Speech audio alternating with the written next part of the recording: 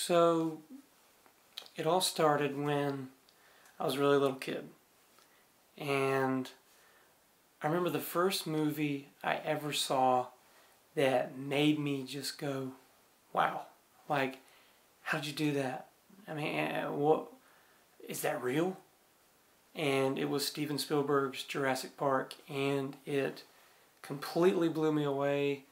The special effects were amazing, the characters unforgettable, and it stuck with me, you know. I mean, I'd walk around the house acting like a dinosaur, you know, and it felt great, you know, just to walk around and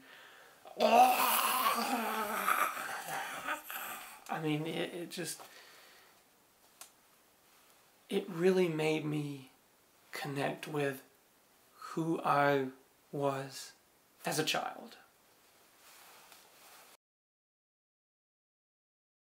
When I was younger, my family and I would go on vacations, and my mom would bring her video camera, and I would want to, you know, film some of the vacation.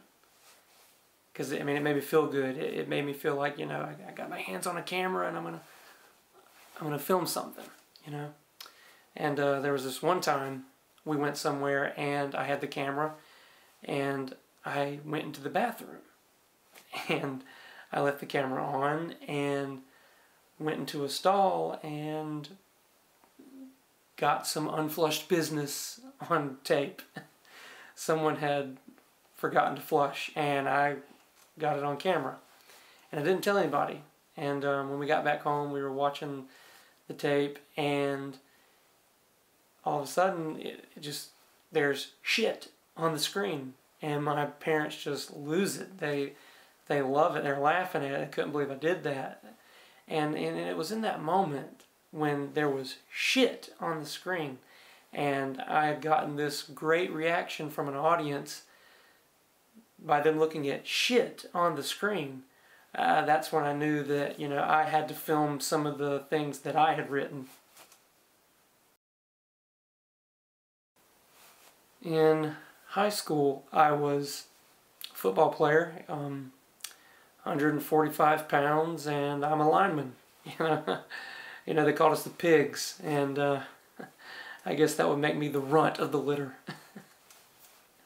You know, there's nothing quite like the feeling of those Friday night lights, you know, and getting pummeled into the dirt because, again, you're 145 pounds, and those other guys, they're a little bit bigger than you. Yeah, but you got to get right back up. Yeah, that's what you got to do. My love life? Oh, that's an interview all in itself. Okay. Yeah, there's been a few women in my life. You know, they come and go. Some you keep, you know, you talk to and you keep in touch, and it's great. And you know, the ladies love me, but you know, I gotta say, you know, with this, there's room for improvement. There's always room for improvement.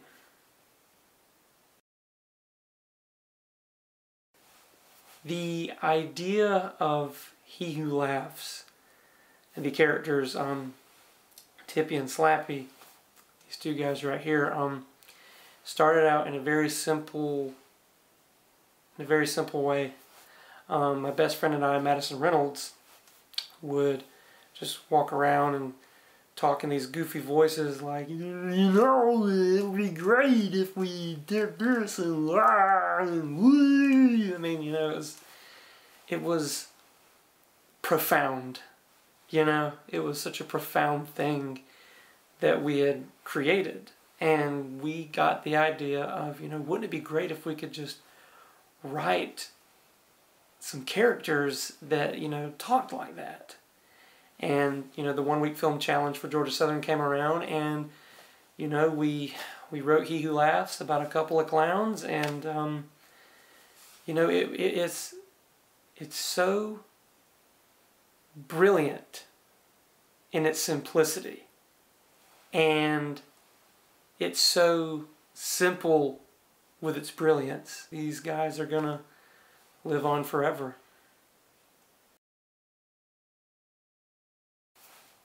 When we were in France, you know, there's all these amateur guys out there, you know, wanting to screen their films. You know, Steven Spielberg with the BFG, you know, Shane Black with The Nice Guys. You know, they had Ryan Gosling and Russell Crowe. I mean, those guys are amateurs, you know. But those aren't the people I was looking for. And the people that you want to hang out with are people like Kevin Dellinger, you know, Madison Reynolds, Tahir Daudier, Brandon Warnock, Laura Hudson, Max Renner. These are some big name guys, and you know, we walked the red carpet together, you know, and we stood in line to wait to see these premieres of these films that were screening there, you know, and you would wait for hours sometimes and you wouldn't get in. But you know, it's whatever, you know.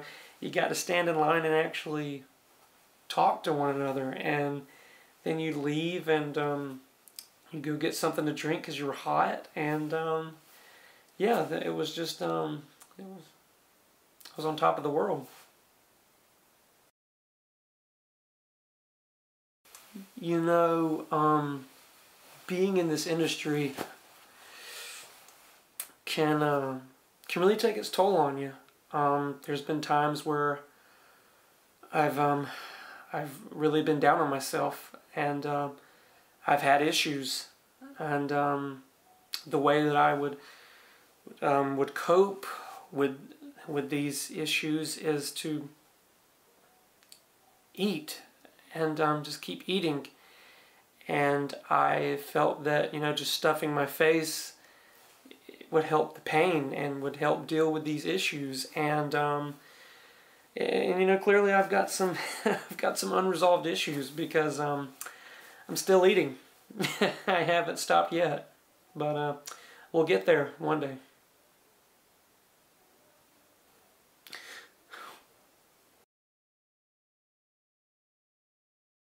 Where am I going from here? I don't know. You know, it's sky's the limit.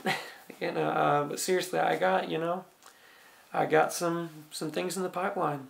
You know, Madison Reynolds and we just finished, you know, principal photography on this short that we created called Magic Track. And I must say, out of all the things I've written and directed, it is definitely the least shittiest. That's something. It's adequate, I must say. And I feel like good things are coming. Looking back on the 25 years that, you know, I've been here, I definitely believe that people aren't going to be talking about it. You know, it's going to be something that is completely forgotten, and you know, that's why you got to make the next 25 years count. And Lord willing, we're going to be here doing the same thing, but maybe a little bit better.